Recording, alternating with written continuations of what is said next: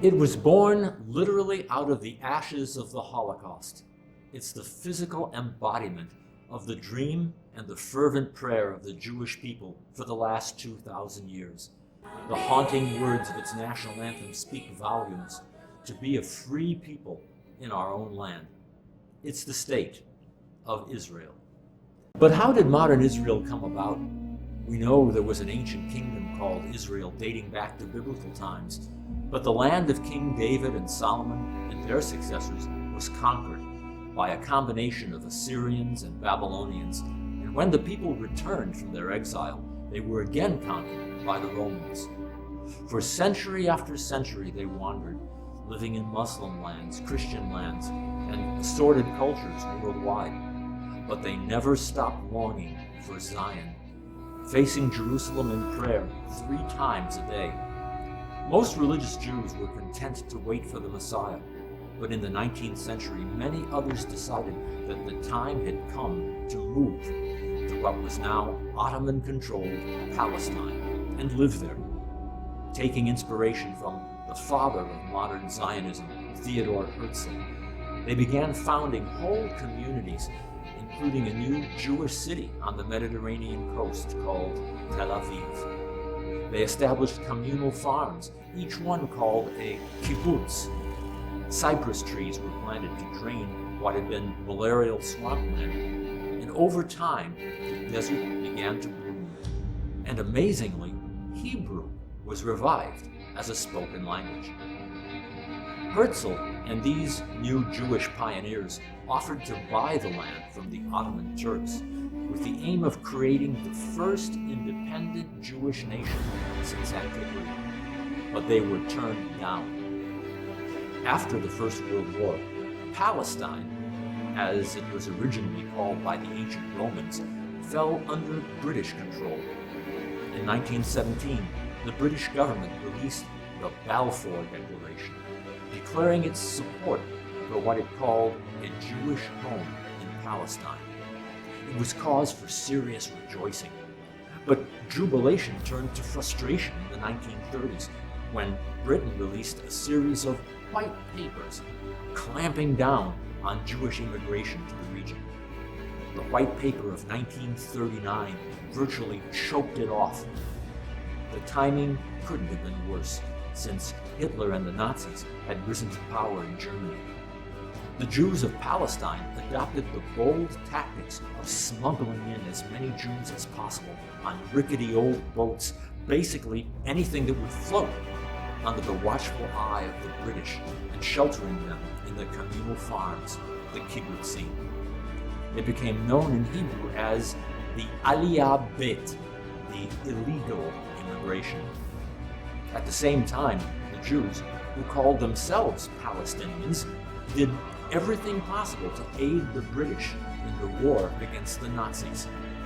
David Ben-Gurion, who would later become Israel's first prime minister, came up with the slogan, "We shall fight the war against Hitler as if there were no white paper, and we shall fight the white paper as if there were no war."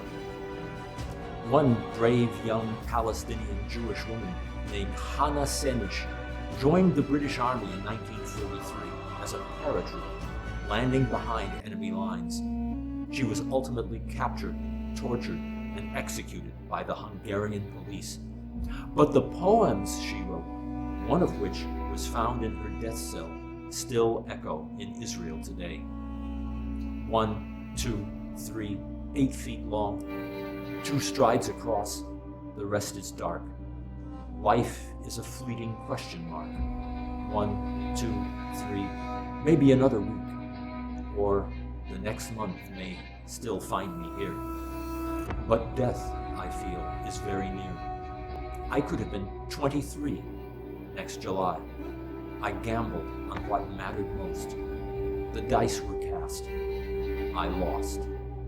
The most famous of her poems, subsequently set to music, reads, my God, I pray that these things never end. The sand and the sea, the rush of the waters, the crash of the heavens, the prayer of the heart." At the end of the war in 1945, after the loss of 6 million Jewish lives in the Holocaust, there was an even greater desire among the many homeless Jewish survivors of the Nazi terror to reach the land of Israel. But the White Paper's immigration restrictions were still in place. The British blockaded the shores of Palestine in order to prevent a further influx of Jews, which might disrupt the delicate demographic balance with the Arab population. The clandestine immigration continued and intensified, spearheaded by the largest Jewish military organization in Palestine, known as the Haganah. As far as the Palestinian Jews were concerned, it was time for the British to leave and to fulfill the promise of the Balfour Declaration. 2 other Jewish military groups, the Irgun and the Lochamei Cherut Israel, mounted attacks against British troops and installations, forming a joint resistance movement from 1945 to 1946. An Anglo-American committee, supported by President Harry Truman, recommended the admission to Palestine of 100,000 European Jews, mostly from displaced persons camps, where they were crowded together after the war. But the British rejected the proposal. The Haganah responded by blowing up all the bridges between Palestine and adjacent states. Refugee ships laden with Jews and bound for Palestine were being apprehended by the Royal Navy, and their human cargo either returned to their port of origin or interred on the island of Cyprus. A Hebrew phrase was coined to describe bringing in the refugees by any means necessary. Afal pichen, which roughly means by hook or by crook. The most famous of the refugee ships was a dilapidated old vessel that had been used for pleasure cruises until the U.S. Navy requisitioned it for use during the war. Originally called the President Warfield, the Haganah managed to secure it in 1947, renaming it the Exodus. It set sail from France in July of that year, carrying over 4,500 refugees, among them 655 children. During its week-long journey, British destroyers intercepted it, and on July 18th, rammed and boarded it. 8-year-old Ari Itamar described it.